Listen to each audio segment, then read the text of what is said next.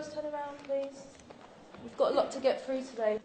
Okay, so carrying on from our lesson last week, we were looking at the key divisions in the early stages of the civil rights movement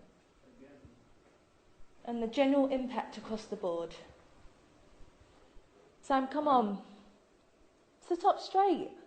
Right, stop slouching. This is the perfect opportunity for you to engage, so make the most of it. But we learn the same stuff every year for Black History Month. Every single October we learn the same things, either apartheid, slavery, or the civil rights. How many of you guys have actually learned something new these last years? See? That's what I mean. Sam, this is our history, come on, man. No, seriously. Do you guys know anything about Ralph Bunche? The first black person to win a Nobel Prize? Or that the richest person ever lived was a black man named King Musa I of Mali? What about Ella Baker? What about Ella Baker?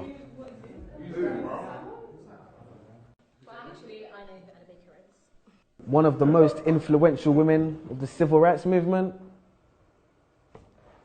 This is why I can't take Black History Month seriously, man.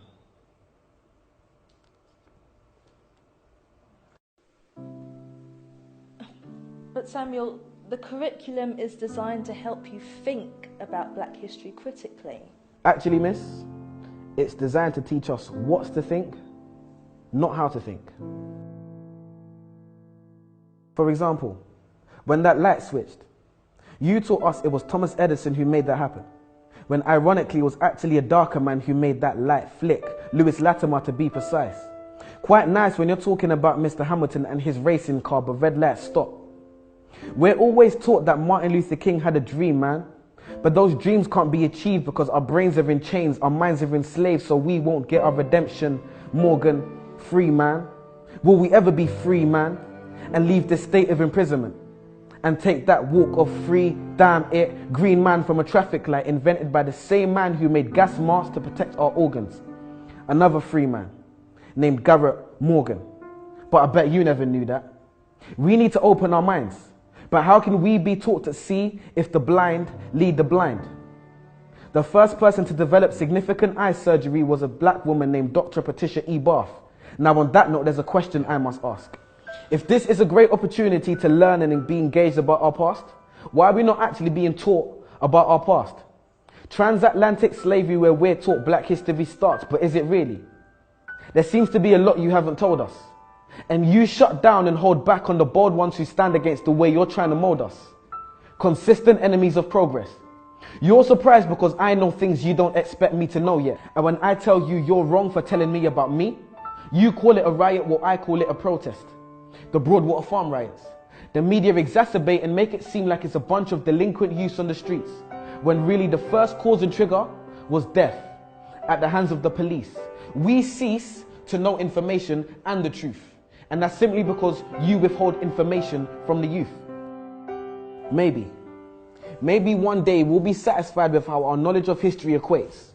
Well, I'm sure like me, you're waiting for the teacher to fill in that space. So do so then. No answer.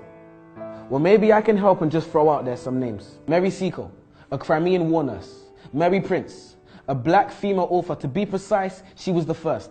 Bernie Grant, influential local activist and respected MP. Trevor McDonald, one of the first black ITN journalists to hit the TV screen. Jamal Edwards and SBTV. And when Fuse ODG brought the Azonto dance to the UK, and my foot swayed to the left and to the right like the wipers of a car's windscreen, and DJ Abrante brought Afro beats to the streets. See, it's funny when we think of our childhood memories. A man who was actually funny, Lenny Henry.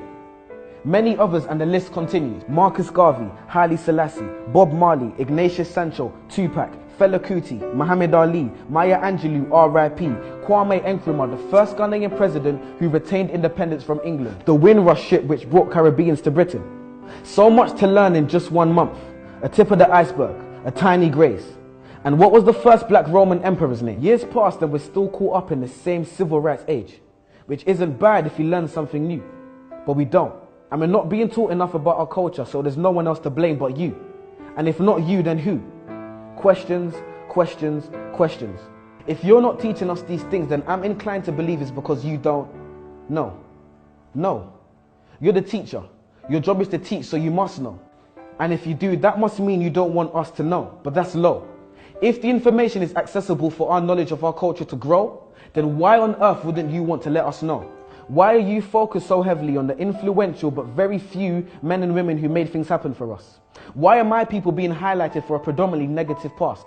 Why do I know the things that you don't and I'm not the teacher, you are? Why are you focused on our negative past but not on our bright future? Why are you not abreast with the great young things that people are doing in this world? Why are young people's trademarks and stereotypes gang culture and young pregnant girls? Why are the young people not being given the time of day? And his name was Septimus Severus, by the way. I'm sure as a student, the code of conduct has been breached. So I'll stop here and let you do your job. So teach.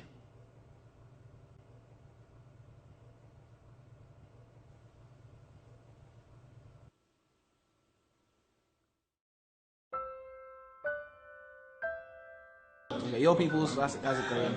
It's your boy Samuel King. This is my poem, What I Wasn't Taught in School. And you're watching Word on the Curb. Blow.